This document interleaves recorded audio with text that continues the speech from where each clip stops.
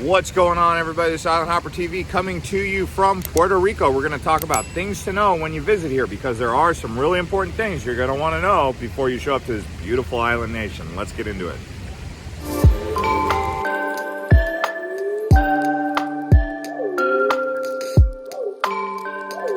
So the first thing to know is that Puerto Rico is actually a U.S. territory. That means it's not a state, but it still belongs to the United States, along with the Virgin Islands and several other island territories across the Pacific.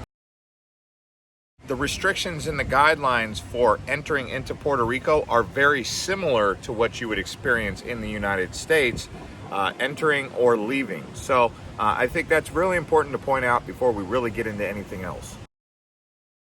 So the next thing I want to talk about is the requirements for actually being here when you're walking around.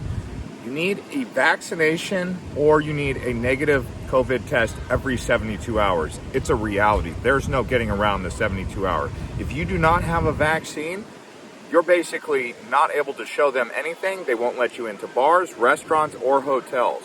So if you choose to be someone who is unvaccinated and come to Puerto Rico, every 72 hours, you have to provide evidence of a negative test. So that means pretty much every other day, you are going to be getting tested. And it is so difficult to get tested here. It's irritating. Essentially, this is what you need to know. Either don't come to Puerto Rico unless you have a vaccine because they're going to be asking you for your proof of vaccine everywhere you go, or just don't come here. Or I guess the third thing would be get tested every 24 to 48 hours. Here's the kicker. Ever so often when you go get these tests, you have to make the appointment. Sometimes it takes 12 to 24 hours to get the appointment.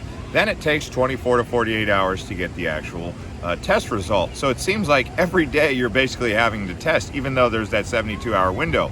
I don't think a lot of people fully take that into consideration, and I have not personally found a workaround for an unvaccinated person to come to Puerto Rico without having to deal with getting tested pretty much every day.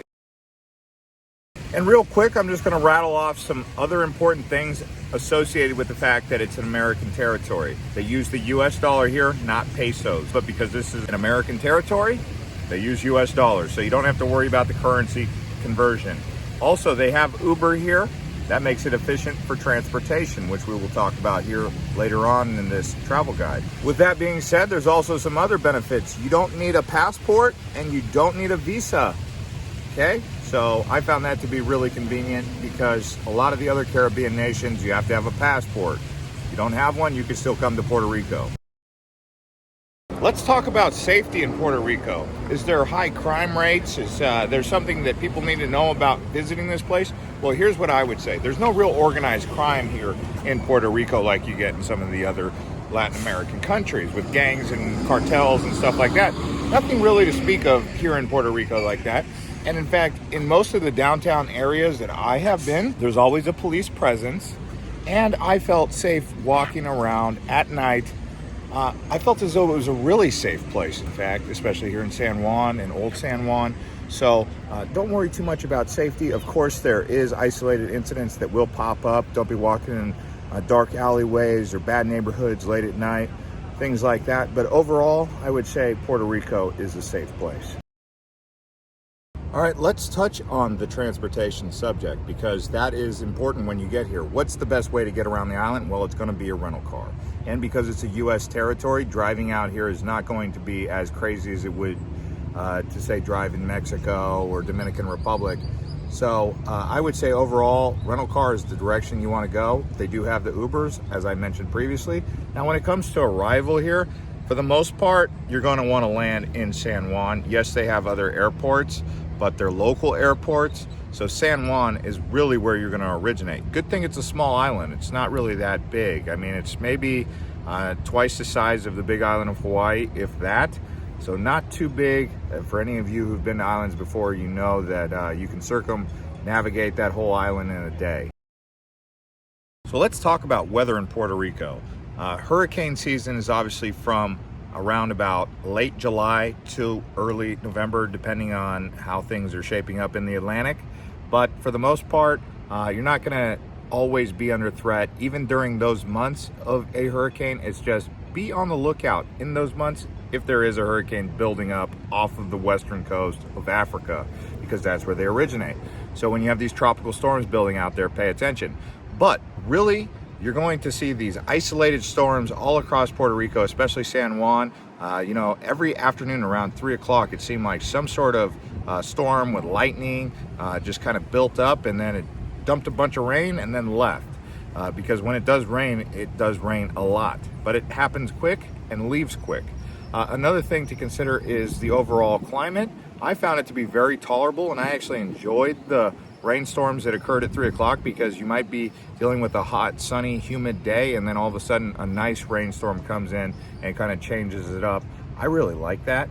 But overall, the humidity can be taxing on you if you're going to be doing a lot of walking.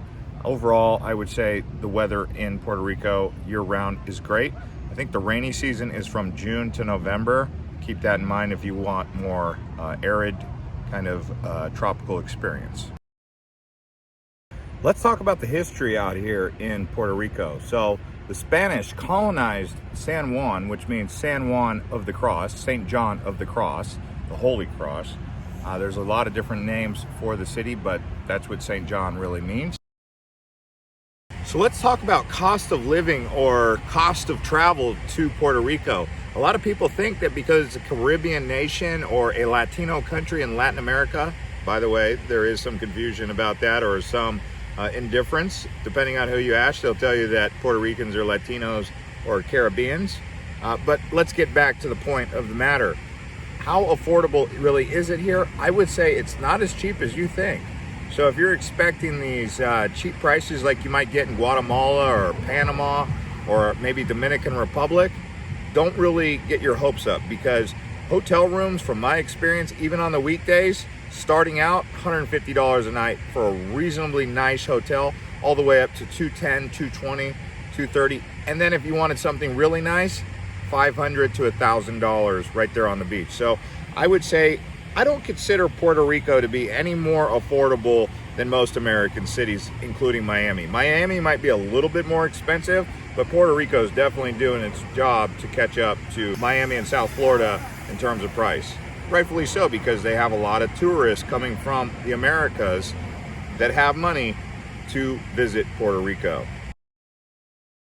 Let's talk about food out here in Puerto Rico. Obviously, they have a local cuisine, which is similar to what you would get in the Dominican Republic. It has some pastry, lots of bread kind of meals, but also frijoles and rice and steak, carne.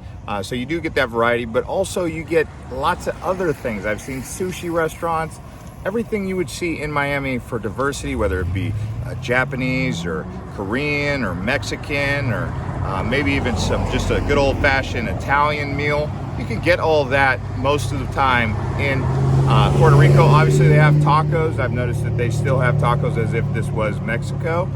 So food overall, don't really have any problems or complaints about that. I mean, if you want a good old-fashioned American breakfast, you can get that, or you can get more of a Puerto Rican style breakfast. So it's not really going to be an issue. So some of the cuisine that are going to come up for you are going to be mofongo, or maybe even a empanada or empanadilla, or rum. Lots of rum. Spiced rum comes from Puerto Rico. Let's talk about what to wear when you come to Puerto Rico. Obviously, we have a lot of beaches that are going to be here for you to explore, but in the daytime, in the nighttime, depending on what time you go out on the town, I found it to be walkable, which means that walking in flip-flops are not going to be as fun as walking in a nice pair of tennies. So yes, I would bring flip-flops, and I would bring tennis shoes or some sort of walking shoes, whatever you use. Also, when it comes to clothes, it doesn't snow here, so don't expect snow even in their highest mountains, because they do have mountains here. Overall, I would say I wear something that has long sleeves like this for sun protection, but if I want to roll it up, I go like that. You guys know about Huck or Columbia PFG. You guys get the idea. Or you can wear short sleeves, but definitely bring some sunscreen. You go out on one of these tours where they're going to take you to an island, doing some island hopping. If you don't have the proper protection and you're in the sun for 4, 6, 7, 8 hours. So I like to mix it up with clothes that cover you up, whether it be a hat, a bandana, a scarf, or whatever you want to do, long sleeves, that allow you to cover up in that extreme heat when you're sitting on a catamaran on that net, headed back after, you know, a long day snorkeling and island hopping. You're on the way back and you're realizing, oh my gosh, I'm starting to get some sun, and you know the sunscreen's not going to protect you. So maybe putting a towel over your legs or a towel around your neck just to protect your neck from overburning. But really the face is where you're going to feel it. So, you know, you can use a gaiter. I'm just giving you guys ideas of things to consider when it comes to sun protection, because that's really going to be the one that's going to get you.